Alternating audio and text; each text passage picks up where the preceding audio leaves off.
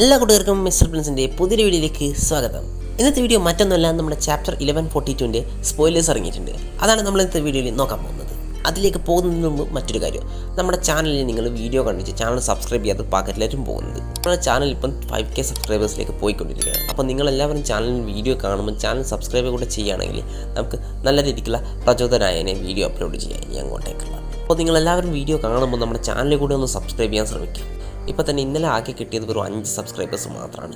ഏകദേശം 1K ആൾക്കാർ video കണ്ടിട്ട് വെറും 5 പേരാണ് നമ്മുടെ ചാനൽ സബ്സ്ക്രൈബ് ചെയ്യുന്നത്. അപ്പോൾ നിങ്ങൾ വീഡിയോ കാണുമ്പോൾ ചാനലിൽ കൂടി ഒന്ന് സബ്സ്ക്രൈബ് ചെയ്യാൻ ശ്രമിക്കുക. എന്നാൽ നമുക്ക് നേരിട്ട് വീഡിയോയിലേക്ക് പോകാം.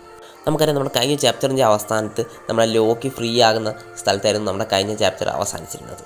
അതിനുശേഷം എന്താണ് നടക്കുന്നത് നമുക്ക് ഈ സ്പോയിലേഴ്സിൽ നോക്കാം. ഈ ചാപ്റ്ററിൻ്റെ ടൈറ്റിൽ തന്നെ the thing I fear the most എന്നാണ്. നമ്മുടെ ചാപ്റ്ററിൻ്റെ തുടക്കത്തിൽ തന്നെ നമ്മുടെ സ്കൂളിൽ ഒരു ജയൻറ്റ് സ്നേക്ക് അറ്റാക്ക് ചെയ്യുന്നുണ്ട്. അതിൻ്റെ പ്രൊണൗൺസിയേഷൻ കൃത്യമായിട്ട് എനിക്കറിയില്ല, ഞാൻ ഇതിൽ കൊടുക്കുന്നുണ്ട്. അതിന് നമ്മുടെ സോളു അതുപോലെ തന്നെ ഹെഡ് മാസ്റ്ററും കൂടെ ടേക്ക് ഡൗൺ ചെയ്യും. ഒരു പക്ഷേ ഈ സ്നേക്ക് നമ്മുടെ പുതുതായിട്ട് വന്ന ഏതെങ്കിലും ഒരു ഹോളി നൈറ്റിൻ്റെ പവറിൻ്റെ ഭാഗമായിട്ടുണ്ടാകാൻ ചാൻസ് ഉണ്ട്.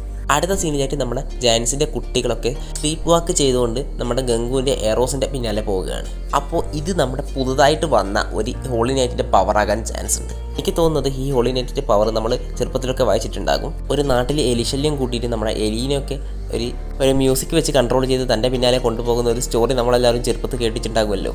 അപ്പോൾ എനിക്ക് തോന്നുന്നത് ആ കഥയിലുള്ള അതേ രീതിയിലുള്ള പവറാണ് നമ്മുടെ ഹോളി നൈറ്റ്സിൽ ഒരാൾക്കുള്ളതെന്നാണ്. അങ്ങനെയായിരിക്കും നമ്മുടെ കുട്ടികളെ കൺട്രോൾ ചെയ്തത്.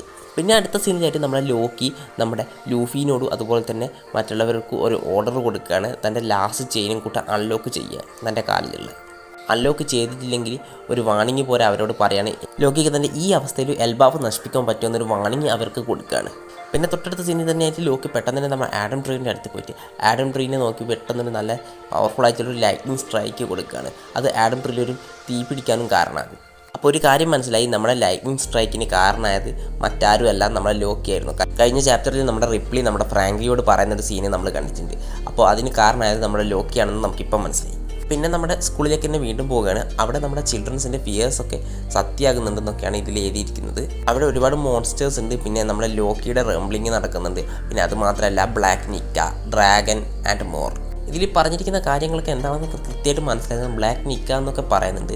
എന്തായാലും നമുക്ക് ചാപ്റ്റർ വന്നാൽ അതെന്താണെന്ന് മനസ്സിലാകും. എനിക്ക് തോന്നുന്നത് ഇതൊരു പക്ഷേ എല്യൂഷൻ ആയിരിക്കാം നമ്മുടെ കുട്ടികൾ കാണുന്നത്.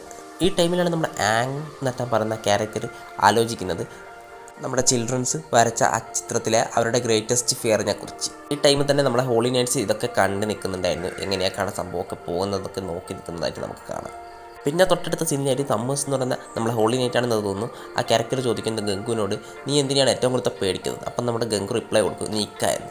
ഇതോടെയാണ് നമ്മുടെ ഈ ചാപ്റ്റർ അവസാനിക്കുന്നത്. ഇതോടുകൂടി നമുക്കൊരു കാര്യം മനസ്സിലാക്കാം, നമ്മുടെ ഹോളി നൈറ്റ്സിനൊക്കെ നിൽക്കാനെക്കുറിച്ചൊക്കെ നല്ലോണം അറിയാം. ഒരു പക്ഷേ ഈ ഗംഗു എന്നൊക്കെ പറയുന്ന ക്യാരക്ടർ ഒരുപാട് ഏജുള്ള ക്യാരക്ടറാക്കാൻ നല്ല ചാൻസ് ഉണ്ട്. കാരണം എന്താണെന്ന് വെച്ചാൽ നമ്മുടെ ഹോളി നൈറ്റ്സ് നമുക്കറിയാം 5 എൽഡേഴ്സിനെ പോലെ തന്നെ ഇമുവിൽ നിന്ന് നമ്മുടെ യോക്കായി ഫോം കിട്ടിയിട്ടുള്ള ക്യാരക്ടേഴ്സ് ആകാൻ നല്ല ചാൻസ് ഉണ്ട്. അങ്ങനെയാണെങ്കിൽ ഈ ഗംഗുവിനൊക്കെ നല്ല ഏജ് ഉണ്ടാക്കാൻ ചാൻസ് ഉണ്ട്. പക്ഷേ നമ്മൾ ഇതൊന്നും ഇപ്പം നോക്കേണ്ട ആവശ്യമില്ല. നമ്മുടെ ഈ ചാപ്റ്ററിൻ്റെ സ്പോയിലേഴ്സിൽ വളരെ വലിയ കാര്യങ്ങൾ പറയുന്നുണ്ട്.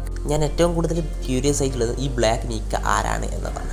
അതെന്തായാലും നമുക്ക് ചാപ്റ്റർ വന്നതിന് ശേഷം ചാപ്റ്റർ വായിച്ചാലേ മനസ്സിലാകും. ഇപ്പോൾ ഇതിനെക്കുറിച്ച് ഞാൻ എന്ത് പറഞ്ഞിട്ടും കാര്യമില്ല, എനിക്കൊരു പിടുത്തം കിട്ടുന്നത് ബ്ലാക്ക് നിക്ക എന്താണ് ഉദ്ദേശിച്ചിരിക്കുന്നത്. അപ്പോൾ നിങ്ങൾക്ക് എന്തെങ്കിലും അറിയാമെങ്കിൽ നിങ്ങൾ ജസ്റ്റ് ഒന്ന് കമൻറ്റ് ചെയ്യും. ഇതോടുകൂടി ഞാൻ എൻ്റെ വീഡിയോ അവസാനിപ്പിക്കുകയാണ്. നിങ്ങൾക്ക് വീഡിയോ ഇഷ്ടപ്പെട്ടിട്ടുണ്ടെങ്കിൽ ഞാൻ പറഞ്ഞതുപോലെ തന്നെ ചാനൽ എല്ലാവരും ഒന്ന് സബ്സ്ക്രൈബ് ചെയ്യുക. കാരണം നിങ്ങൾ ആരും സബ്സ്ക്രൈബ് ചെയ്യുന്നില്ല. എല്ലാവരും സബ്സ്ക്രൈബ് ചെയ്ത് ആ ബെല്ലൈക്കൺ ഒന്ന് ഓൾ നോട്ടിഫിക്കേഷൻ സെറ്റ് ചെയ്ത് വെക്കുക. നമുക്ക് മറ്റൊരു ദിവസം മറ്റൊരു വീഡിയോ കാണുന്നതിലേ ബൈ ബൈ.